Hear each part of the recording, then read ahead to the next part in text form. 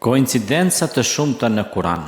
Është e çuditshme, mahnitshme se në Kur'an fjala magji, sihr përmendet po aq herë sa fjala fitne, trazir. Fjala sihr, magji dhe derivatet e saj përmenden 60 herë dhe fjala fitne, trazir dhe derivatet e saj përmendet 60 herë. Fjala fatkeqësi dhe derivatet e saj përmenden 75 herë në Kur'an dhe fjala falënderim dhe derivatet e saj përmenden 75 herë gjithashtu. Fjala flori përmendet 10 herë dhe po kaq herë përsëritet fjala stoli dhe derivatet e saj dhe mes tyre ekziston një lidhje e ngushtë. Fjala tërmet dhe derivatet e saj përmendet 6 herë dhe fjala rënoja përmendet 6 herë gjithashtu. Fjala borxh dhe derivatet e saj përsëritet 13 herë dhe po kaq herë përsëritet fjala varfëri dhe derivatet e saj.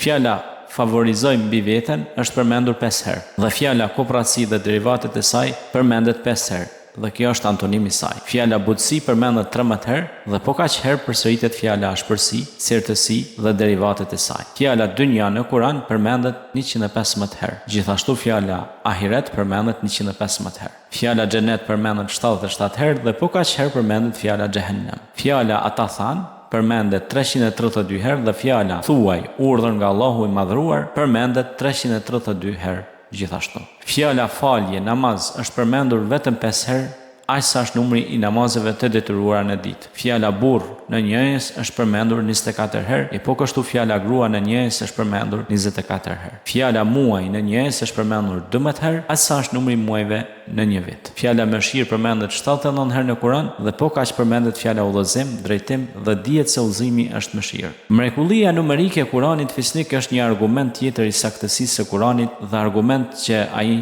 është shpallje Allahut. Kur'ani flet në gjuhën e epokës kohës. Ne jemi në epokën e numrave dhe llogaritjeve. A do të gjejë ndonjë forcë njerëzore apo tru elektronik që të përcaktojë këto numra të barabartë në nocione dhe tema që kanë lidhje mes tyre dhe më pas t'i shpërndajë ato në mënyrë të saktë në ajete të ndryshme të Kuranit fisnik? A është e gjithë kjo një rastësi apo përcaktim i të gjithdijshmit? I lartësuar qoftë emri i Allahut, Zotit, i cili krijoi dhe orientoi, përsosi